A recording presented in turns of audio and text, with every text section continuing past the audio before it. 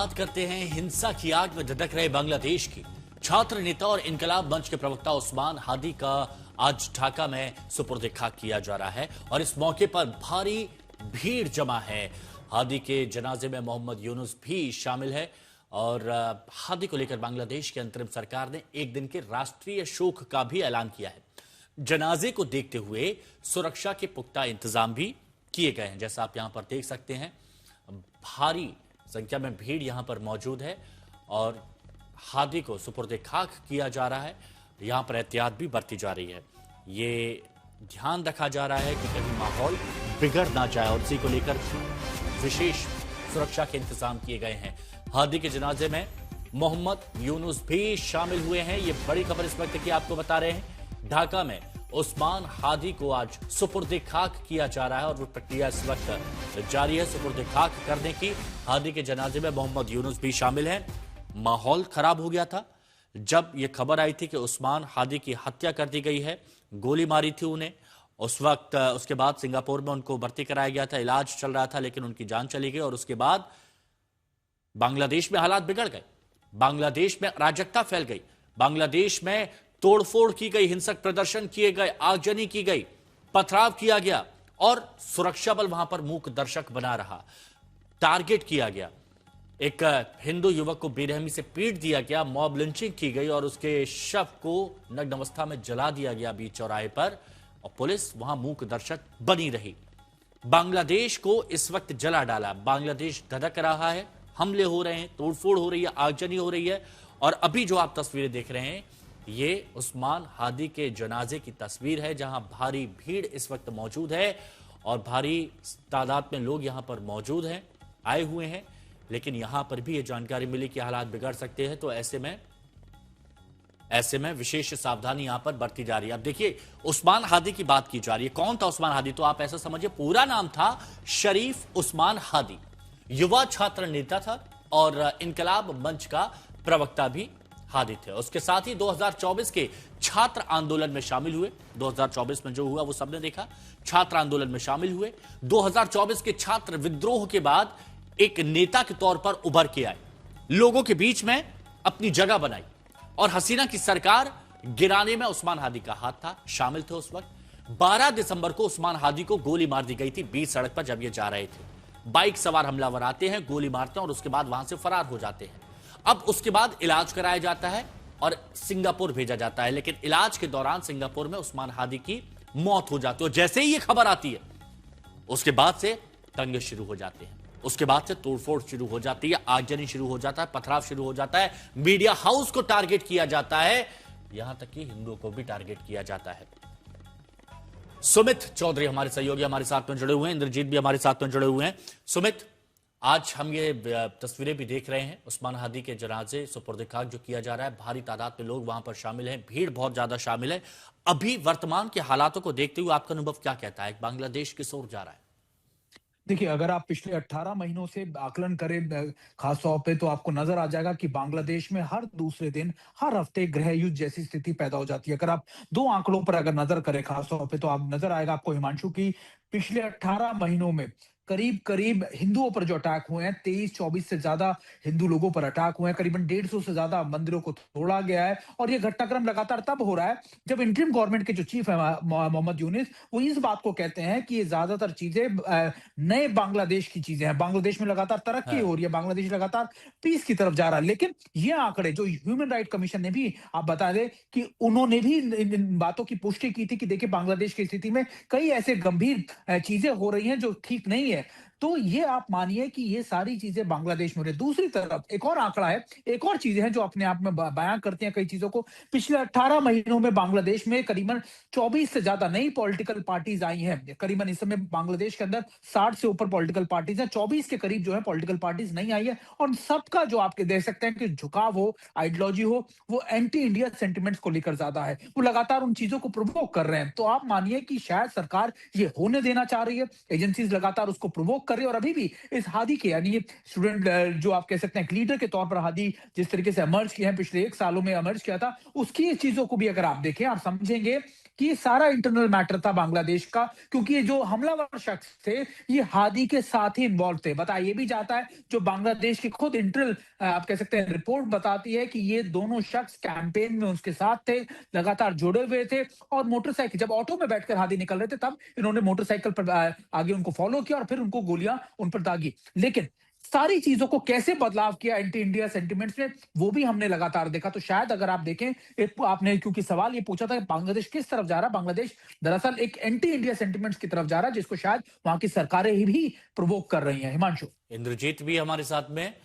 Anti India sentiments ये बनाने की कोशिश की जा रही है, तो इंद्रजीत क्या यहां पर लगता है कि जो कट्टरपंथी हैं वो ये चाहते हैं कि लोकतंत्र का राज बांग्लादेश में ना रहे, बांग्लादेश में वही अराजकता का माहौल रहे, ताकि तानाशाही वहां पर की जा सके, लोगों की आवाजों को दबाया जा सके और मन मर्जी की जा सके कि चाहे जिसको मन चाहे उसको दबा दिया, उसको कुचल दिया।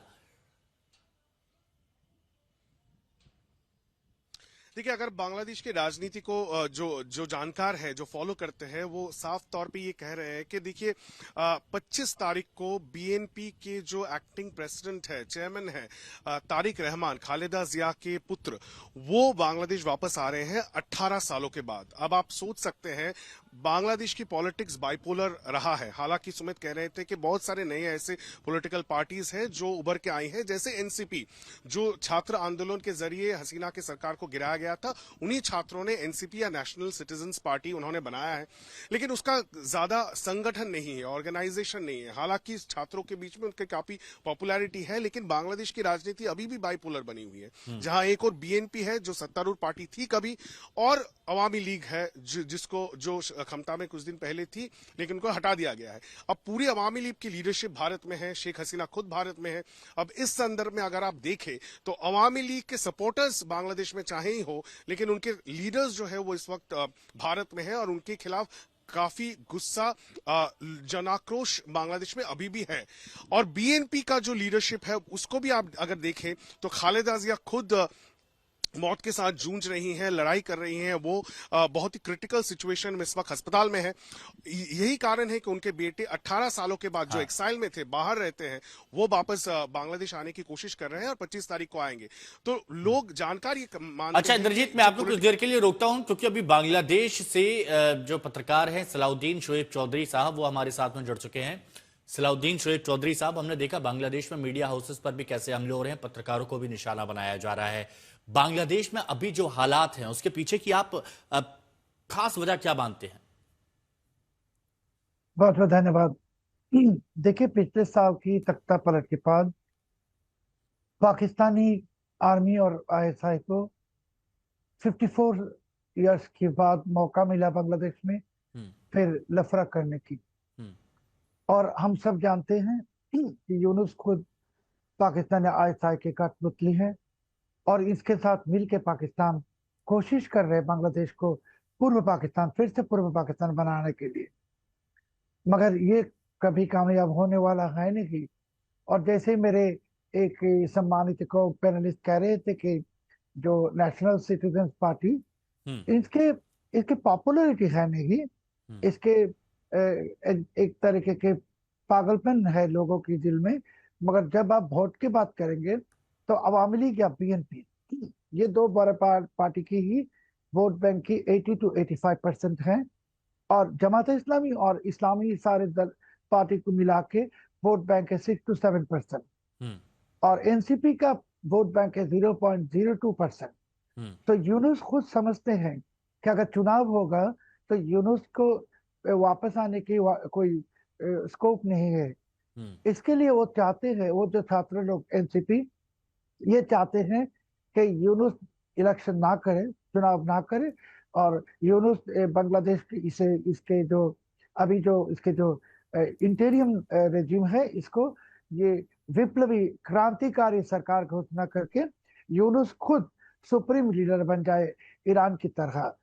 और ये अगर बनने की जो कोशिश है, इसके लिए इसका कारण वो जो फरवरी 12 की इलेक्शन की जो घोषणा थी, आप देखेंगे उस दिन भी इलेक्शन के साथ साथ एक रेफरेंडम भी हो रहा है। और रेफरेंडम क्या करेगा, ये जुलाई चार्टर है उनकी, इसको अप्रूव कर देगा।